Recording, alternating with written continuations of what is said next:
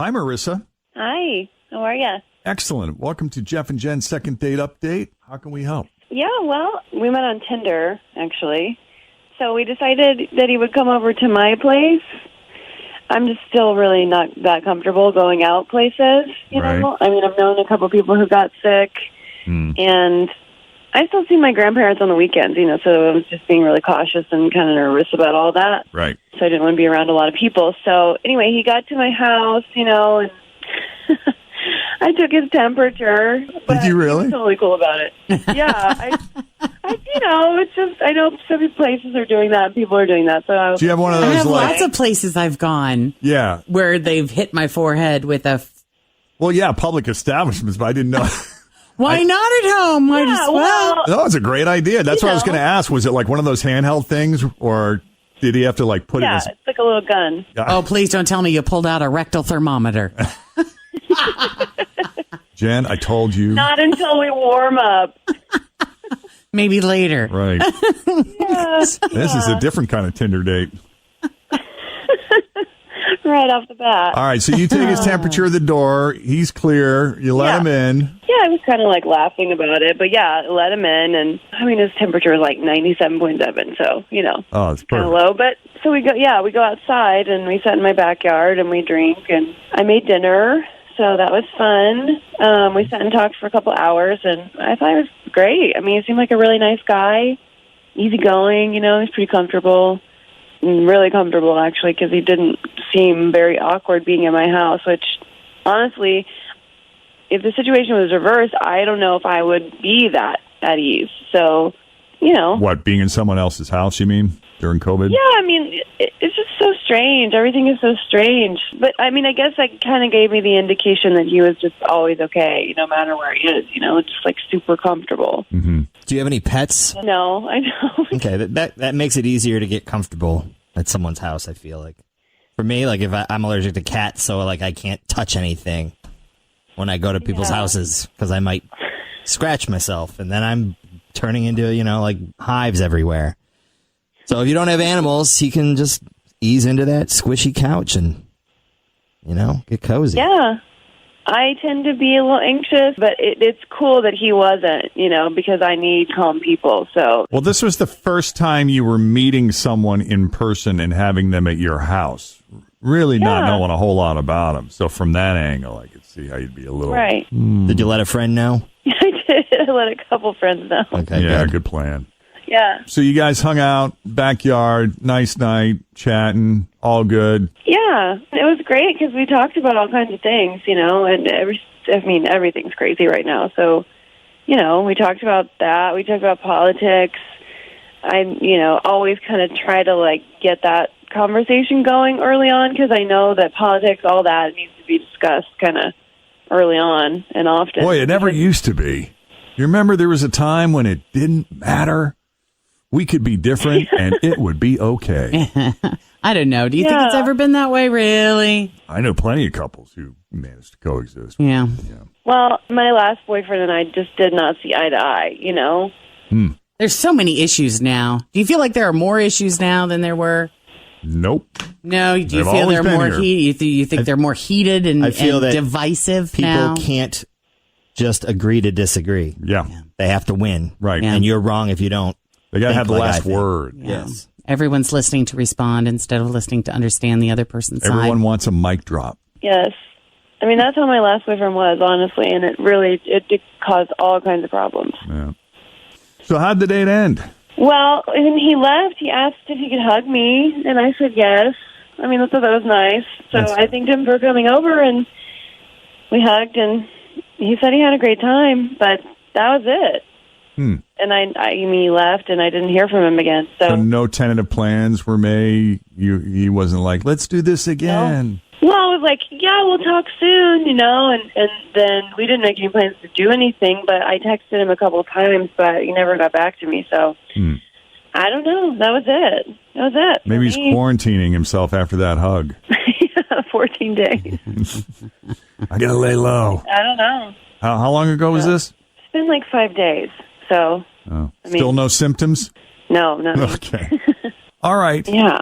Well, why don't we do this? We'll take a break, which we got to do anyway. When we come back, let's just call Luke, give him an open forum, let him talk, see what he has to say, feel him out, see if we can't get a second date.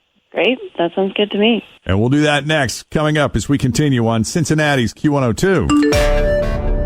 Yeah, Marissa met Luke on Tinder, and they kept it pretty low-key. They didn't want to go out because of, everything. So she was nice enough to have him over her place where they sat out in the backyard, had some drinks, chit-chatted, and it just seemed very comfortable, effortless, fun, engaging, nice guy. Thought there might be potential for at least more dates, but that was 5 days ago.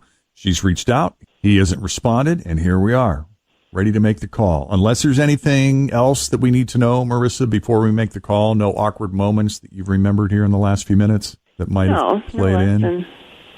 No less than being in a pandemic. Right. But all right. no. Let's try Luke.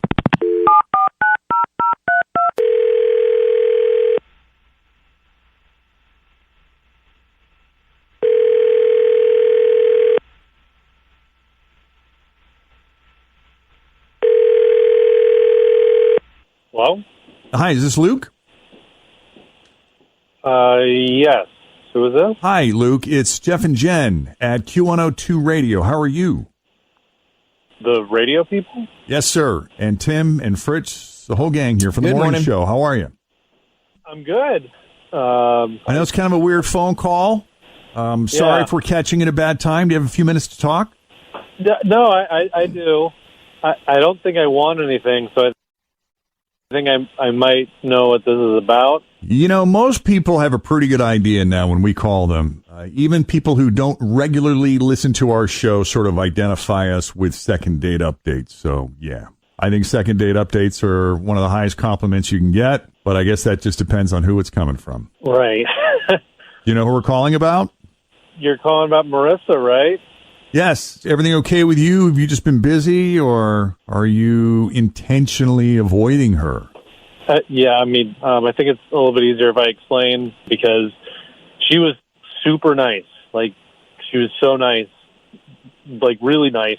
Now that I'm caught on the spot, let me just say that she's very, very nice. She's very nice. I know. I'm never really quite sure as a woman how to take that. She when was somebody lovely. says she was nice, that can mean, okay, she wasn't very pretty and her personality wasn't all that great. But you know what? She was nice. That's not what I mean. I legitimately mean, she's like really nice. Like, I don't even have anything negative to say about her, like, at all. Like, nothing. That's good, I guess. It just wasn't a good match, I guess you could say. Can you be more specific? Yeah, I mean, we're just a bit different.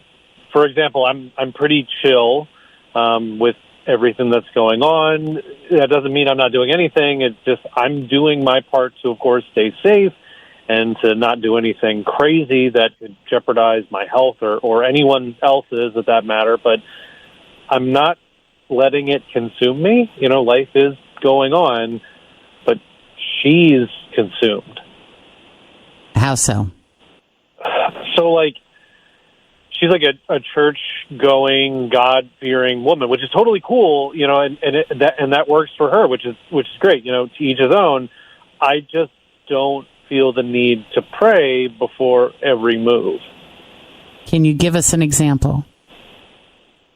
I can give you a few. She prayed for health and for safety when she took my temperature at the door.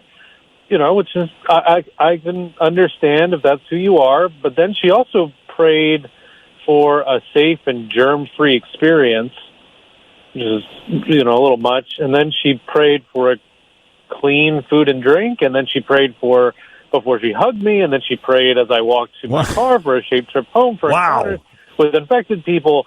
And I'm not positive about this, but I think I even heard her praying while I was in the bathroom so that I would fully disinfect myself. Like, and it's very sweet, like, really. Well, what was it? Was it like a bow your head, close your eyes moment of prayer, or was it praise the Lord Jesus, let him wash his hands real good? No, it was bowing your head and praying, like, totally solemn doing it. It wasn't like, I didn't feel like I was at like a Baptist church or anything with like music playing, but it was it was still like, it was a little intense. I'm not religious, so it was a lot. Okay. That's interesting. And it's cool if you're religious. Yeah.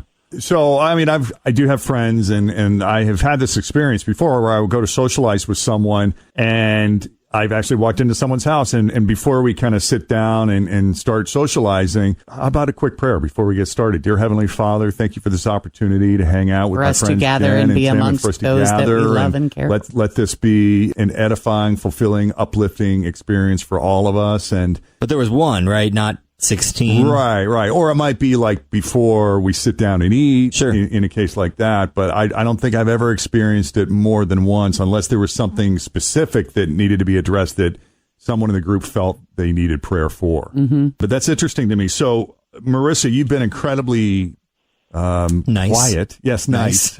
Yes.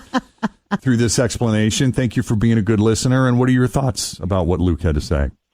Well, I asked him if it would be okay if I said a prayer in the beginning. I mean, you said it was fine. Luke, you said you seemed cool with that. So Yeah, you're right.